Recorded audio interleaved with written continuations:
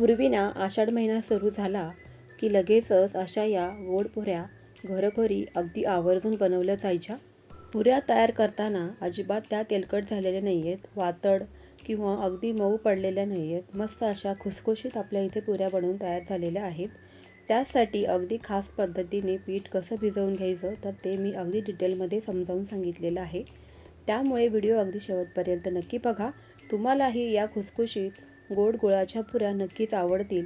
पुऱ्यांसोबतच कापण्याही आपण बनवू शकतो. म्हणजे तुम्हाला पुऱ्या बनवायच्या असतील तर पुऱ्या बनवा किंवा मग कापण्या बनवायच्या असतील तर तुम्ही कापण्याही बनवू शकता.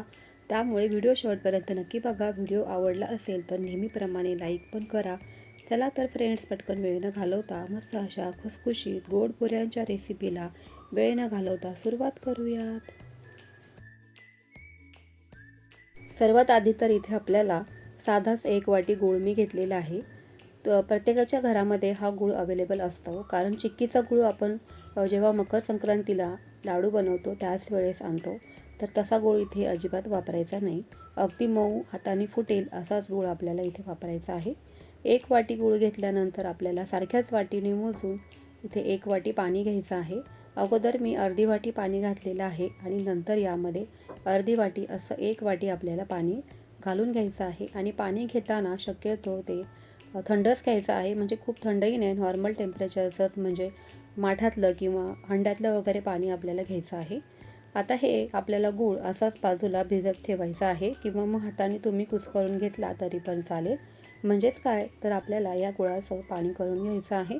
गरम पाणी घालायचं नाही, नाहीतर मग पुऱ्यांचं जो काही पीठ आहे ना तर ते मऊ जास्त पडेल किंवा वातडल्यासारखंही होऊ शकतं.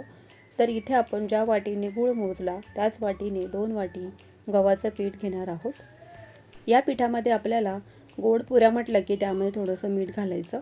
मीठ घ्यायचं आहे आणि इथे मी बडीशेपची पावडर करून घेतलेली आहे, वेलची पावडर घेतलेली आहे. तुम्हाला जर का जायफळ आवडत असेल तर घालायचं, नसेल आवडत तर नाही घातलं तरी पण चालेल.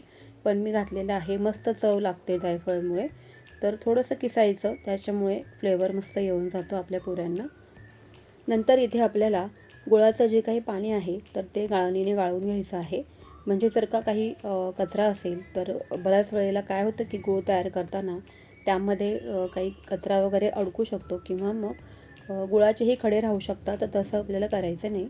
आता हे जे काही उरलेलं थोडंसं गूळ आहे ना तर त्यातही मी थोडंसं पाणी आपल्याला पुढे लागणार आहे, तर ते घालून घेतलेलं आहे. आता इथे आपल्याला 2.5 ते 3 चमचे साजूक तूप घालायचं आहे, म्हणजे तुपाचं मोहन घालायचं आहे. ज्या वेळेला आपण गोड पदार्थ करतो त्यावेळेला असं तुपाचं मोहन बनवायचं. आणि जेव्हा आपल्याला एखादा तिखट पदार्थ बनवायचा असेल तेव्हा आपण तेलाचं मोहन असं घालत असतो, ज्यामुळे की चव मस्त येऊन जाते पदार्थाला. तर इथे एवढी टीप महत्त्वाची लक्षात ठेवायची आहे. चमच्याने काय करायचं आहे, अगोदरच आपल्याला हे पीठ असं व्यवस्थित मिक्स करून घ्यायचं आहे, म्हणजे तूप गरम असल्यामुळे चटका लागू शकतो. तर एवढं इथे काळजी घ्यायची आहे. त्यानंतर अर्धी वाटी इथे मी गव्हाचं पीठ आणखीन घेतलेलं आहे, म्हणजे थोडंसं पीठ मला इथे पातळ वाटत आहे. शक्य होईल तितकं आपल्याला घट्टसर हे पीठ भिजवून घ्यायचं आहे. जर का मऊ पीठ भिजवलं ना तर पुऱ्या तेल देखील शोषून घेतात, म्हणजे तेलकट होतात आणि खुसखुशीत होत नाहीत. तर एवढी इथे काळजी घ्यायची आहे. अर्धी वाटी पीठ घेतलेलं बरोबर तेवढ्या पाण्यामध्ये बसलेलं आहे. म्हणजे आपण 1 वाटी गूळ घेतला त्यासाठी 1 वाटी पाणी आणि 2 वाटी गव्हाचं पीठ घेतलेलं आपण सुरुवातीला, आणि त्यानंतर अर्धी वाटी म्हणजे 2.5 वाटी पीठ आपण घेतलं. तर त्यासाठी इथे मी 2.5 चमचे बारीक रवा घातलेला आहे, कारण मी रवा घालायचीच विसरून गेले. तर तुम्ही अगोदरच हा रवा घालून घ्या, जेणेकरून काय होईल की पुऱ्या मस्त खुसखुशीत बनवून तयार होतील.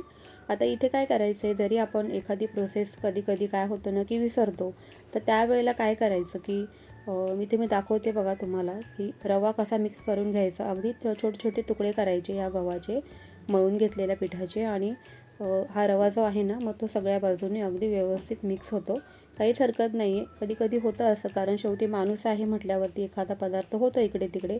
माझ्याकडेही काय झालं की थोडीशी गडबड झाली, कुरिअरवाला मध्ये आला, त्यामुळे ना दरवाजात मी दार उघडायला गेले आणि म्हणून माझी थोडीशी इथे गडबड झालेली होती.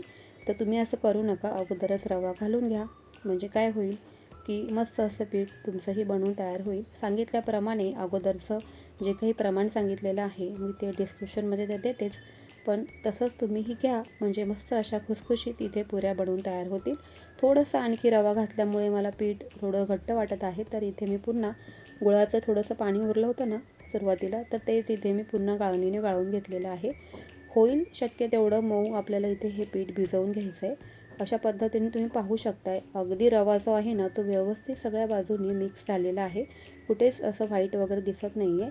पुन्हा इथे मी थोडंसं 1 चमचा छोटासा तुपाचा घालून घेते, म्हणजे मऊ पीठ करायला थोडीशी मदतच होऊन जाईल. पीठ मळण्याची थोडीशी आपल्याला इथे मेहनत घ्यायची आहे, नाहीतर मग रेसिपी अगदी साधी, सिंपल आणि सोपी आहे बरं का. 15 ते 20 मिनिटं आपल्याला असंच पीठ बाजूला झाकून ठेवून द्यायचं आहे, म्हणजे पीठ छान मऊ होतं आणि पुऱ्यासुद्धा आपल्या अगदी मऊसूत मस्त खुसखुशीत बनून तयार होतात. तर इथे फक्त एवढीच काळजी घ्यायची आहे की पीठ अगदी मऊ आपल्याला इथे मळून घ्यायचं आहे. मऊ याचाच अर्थ काय की पातळ पीठ मळायचं नाही, पीठ घट्टसरच भिजवायचं आहे, पण ते सुद्धा आपल्याला मऊ असं भिजवायचं आहे. म्हणजे तुमच्या लक्षात आलंच असेल की मला काय म्हणायचं आहे ते. थोडंसं पोर्शन या पिठाबद्दल घ्यायचं आहे आपल्याला आणि अशा पद्धतीने पोळपाटावर घेतल्यावर सुद्धा मी मऊ करून घेत आहे, तुम्ही पाहत आहात. शंकरपाळ्याचं जसं आपण पीठ घट्टसर भिजवतो ना, अगदी त्याच पद्धतीने आपल्याला हे पीठ घट्टसर असं भिजवायचं आहे. लाटून घेताना कोरड्या पिठाचं आपल्याला इथे गरज वाटत नाही, अजिबात आवश्यकता लागत नाही. म्हणजेच तुमच्या लक्षात आलं असेल की किती घट्टसर इथे आपल्याला पीठ हे तयार करून घ्यायचं आहे. मस्त असं गोल गरगरीत आपल्याला पोळी लाटून घ्यायची आहे आणि खूप जास्त जाडही नाही आणि खूप जास्त पातळही नाही, अशा मध्यम जाडीच्या आपल्याला पुऱ्या इथे बनवायच्या आहेत. तर काय होतं की खूप जास्त जाड बनवल्या ना पुऱ्या की त्या फुगत नाहीत, म्हणजे त्यांना फुगा येत नाही. आणि खूप जास्त पातळ बनवल्या ना तर काय होतं की त्या कडक होतात आणि मग त्या कुळकुळीत अशा लागतील, मऊ लागणार नाही. जसं खुसखुशीत आपण जसं एखादा पदार्थ खातो ना तर तसा लागला गेला पाहिजे. मग त्यासाठी ना मध्यम जाडीच्या पुऱ्या इथे तयार करून घ्यायच्या. आता एक मी डब्याचं झाकण घेतलेलं आहे पुऱ्यासारख्या आकारामध्ये येण्यासाठी. तर तुमच्याकडेही असं काही असेल पुऱ्यांना आकार देण्याकरता, वाटी घ्या एखादी किंवा ग्लास घ्या तरी पण चालेल. वरनं इथे खसखस लावायची आहे आणि खसखस अगदी आतपर्यंत जाण्यासाठी हलक्या हाताने लाटणं इथे फिरवून घ्यायचं आहे. म्हणजे काय होतं ना की खसखस सगळ्या बाजूनी एकसारखी पसरेल देखील आणि आतपर्यंत ती जाईल. तर डेकोरेशन म्हणून इथे मी खसखसचा वापर केलेला आहे. तुम्ही पांढऱ्या तिळाचा वापर केला तरी पण चालेल, पण खसखसनी काय होतं ना की अशा या गोडपुऱ्यांना मस्त अशी चव येते. तर तुम्ही पाहू शकताय थोडीशी ही पुरी मला जाड वाटत आहे, तर थोडी लाटून घेते मी. तुम्हीसुद्धा असंच करून घ्या. सेम पिठाच्या इथे मी आधीच सगळ्या पुऱ्या लाटून घेते, म्हणजे काय होतं की एकत्रित तळणीचं काम सोपं होऊन जातं. आता इथे मी एक पोळी लाटून घेतलेली आहे. तुम्हाला कापण्या देखील मी दाखवते की कशा तयार करून घ्यायच्या ते, म्हणजे कापण्यांचा आकार कसा देता येईल ते सांगते. कारण सेम पिठापासून आपण कापण्या देखील बनवू शकतो आणि गोड पुऱ्यासुद्धा बनवू शकतो. तर कापण्या कशा बनवायच्या तर तेही सांगितलेलं आहे मी, की तुम्हाला पुऱ्या आवडल्या तर पुऱ्यांचा शेप घ्या किंवा मग कापण्या आवडल्या तर कापण्यांचाही शेप तुम्ही घेऊ शकता. तर अगदी कडेपासून मध्ये सुद्धा लाटून घ्यायचं आहे. पातळसर नाही खूप जास्त, पण थोडीशी मध्यम जाडीची अशी पोळी लाटून घ्यायची. खसखस वरनं घालायची आहे. त्यानंतर लाटणं हलक्या हाताने फिरवायचं, म्हणजे खसखस आतपर्यंत जाते. आणि सुरीच्या मदतीने असंच मोठ्या आकारात कापून घ्यायचे. शंकरपाळ्या आपण थोड्या बारीक बारीक कट करतो, तर बारीक बारीक नाही कापायचं, थोडंसं मोठं कापायचं आहे, म्हणजे अगदी परफेक्ट यांना कापण्यांचा आकार येऊन जातो. तुम्ही बघू शकता मस्तच. गुळामुळे रंग पहा ना या पिठाला काय मस्त असं आलेला आहे. अगदी कापण्यांचा जो रंग असतो ना तर तोच रंग आलेला आहे. तर सेम पिठाच्या इथे मी काही कापण्या आणि काही पुऱ्या असं तयार करून घेते आणि लगेच तळूनसुद्धा बघूयात.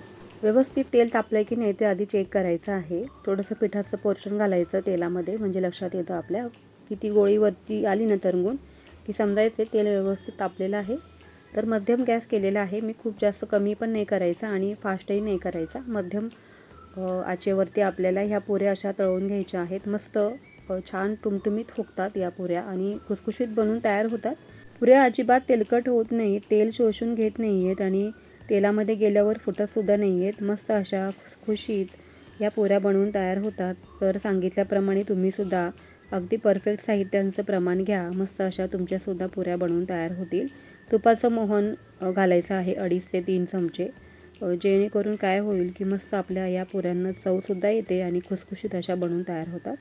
त्यामुळे स्टेप बाय स्टेप सांगितल्याप्रमाणे मस्त अशी रेसिपी तुम्हीसुद्धा बनवा आणि गुबगुबीत अशा या पुऱ्या इथे बनवून तयार झालेल्या आहेत. आषाढ महिना सुरू आहे आणि तुम्हीसुद्धा अशा या पुऱ्या बनवायला काहीच हरकत नाही आहे, कारण लहान मुलांना तर असं काहीतरी स्नॅक्स म्हणून हवंच असतं. चहासोबत तुम्ही खाऊ शकता किंवा मग छोट्या टिफिनलासुद्धा मुलांना तुम्ही बनवून देऊ शकता. महिनाभर ह्या पुऱ्या अजिबात खराब वगैरे होत नाहीत.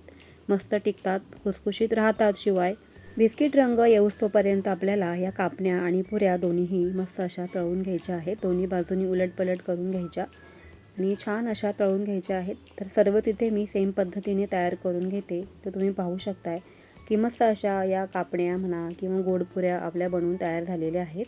पुरीला रंग आणि आकार तर काय मस्तच आलेला आहे. पुऱ्या बघून तर तुमच्या लक्षात आलंच असेल की मस्त खुसखुशीत इथे आपली ही पुरी बनवून तयार झालेली आहे. अजिबात मऊ पडलेली नाही आहे किंवा तेलही जास्त अजिबात शोषून घेतलेले नाही आहे, तेलकट झाले नाही आहेत. तुम्ही एकदा करून पहा आणि मला कमेंट सेक्शनमध्ये कळवायला विसरू नका की तुमच्यासुद्धा या पुऱ्या खुसखुशीत बनल्या आहेत ना. तर नक्की ट्राय करा फ्रेंड्स, कारण सध्या चमचमीत असं प्रत्येकालाच खाऊ वाटत असतं, कारण बाहेर मस्त पाऊस सुरू आहे आणि पावसात असा बेत सगळ्यांकडे झालाच पाहिजे. तर कशी वाटली रेसिपी? आवडली असेल तर लाईक करा, शेअर करा, सबस्क्राईब करा. पुन्हा भेटूयात अशाच छानशा एका नवीन रेसिपीसोबत. तोपर्यंत बाय बाय.